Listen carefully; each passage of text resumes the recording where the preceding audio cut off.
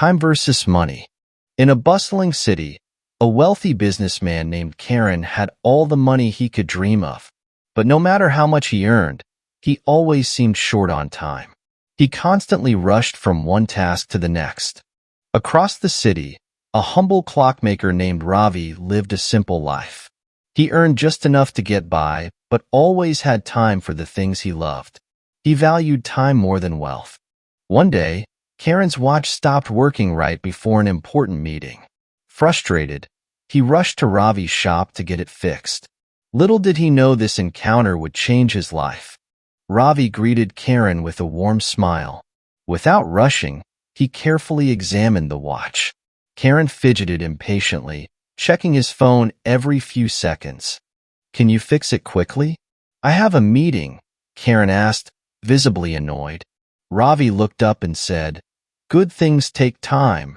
Karen sighed, glancing at the clock on the wall. As Ravi worked on the watch, he spoke softly. We can always earn more money. But time? Once it's gone forever." Karen barely listened, thinking only of his meeting. After a few minutes, Ravi handed the watch back to Karen. "It's fixed," he said with a smile. Karen paid him, barely looking up, and rushed off to his meeting. At the meeting, Karen felt distracted. Even though his watch was fixed, the conversation with Ravi lingered in his mind. He couldn't stop thinking about the value of time. Over the next few weeks, Karen continued his fast-paced life. He earned more and more, but felt less satisfied. Something was missing, and he couldn't figure out what it was. One day, Karen's daughter asked him to come to her school play. He promised he would, but as usual, work came first. He missed the play, leaving his daughter disappointed. That night, Karen realized he had been chasing money at the cost of precious moments. He thought of Ravi's words, "Time, once gone, is gone forever." For the first time, Karen began to question his choices. Karen decided to visit Ravi again, not for a repair, but for advice. When he entered the shop, Ravi greeted him with the same warm smile. "What can I do for you today?" Ravi asked. "I've been thinking about what you said," Karen admitted. "You were right. I've been trading my time for money and missing out on life." Ravi nodded, understanding his struggle. Ravi shared his own story of how he chose simplicity over wealth. "I had opportunities to earn more, but I chose time instead. Time with family, with nature, with myself." Karen listened, intrigued. Ravi's words resonated deeply with Karen. He realized that while he had been financially successful, he was bankrupt in time. Time with family, friends, and even himself had slipped away. Determined to make a change, Karen decided to prioritize his time. He started by spending more moments with his daughter, taking her to the park. For the first time in years, he felt truly happy. Karen also reduced his workload, delegating tasks and learning to say no.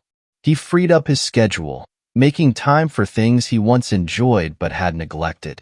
Life began to feel more balanced. As time passed, Karen noticed he was more productive, even though he worked less. By focusing on what mattered, he accomplished more in less time. He realized that time well spent brought better results. His relationships improved too. He reconnected with old friends, spent more quality time with his wife, and became more present with his daughter. These moments were priceless. Karen visited Ravi one last time, thanking him for his wisdom. "You helped me see that time is more valuable than money," he said. Ravi smiled, happy to have made a difference. Karen kept a simple clock on his desk to remind him every day. It wasn't the fanciest, but it reminded him of the lessons he had learned. Time was now his most valuable asset. He started living with intention, valuing moments rather than material gains. Each day, he focused on what mattered most, both at work and in life. The balance he found brought true success. Money still played a role in Karen's life, but it no longer controlled him. He worked to live, rather than live to work. The shift gave him a deeper sense of fulfillment. Over time, Karen's business flourished even more. With a clearer mind and better use of time, he made wiser decisions. Time management became his greatest asset. His newfound balance inspired others. Colleagues and employees began to adopt a similar approach, valuing time over constant work. The workplace became more efficient and happier. Karen also began mentoring others about time and balance. He shared Ravi's wisdom, helping them see that time is the true wealth. It became his personal mission to spread this message. Years later, Karen looked back at his life and felt no regrets. He had enough money, but more importantly, he had time for everything that mattered. He realized he had truly found success. Ravi, the clockmaker, continued his quiet life, content in his simplicity. He too had no regrets, for he had lived his life with balance from the start. The two men remained friends, bonded by the lessons of time. Karen's clock remained a symbol of his transformation. It wasn't about having more time, but about using the time he had wisely. He understood that time was his greatest wealth.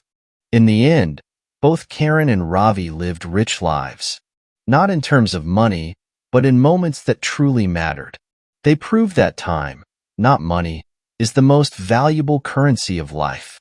Moral of the story: true wealth is not measured by the money we have, but by the time we spend on the things that matter most. Balance between work and life is the key to true success and happiness.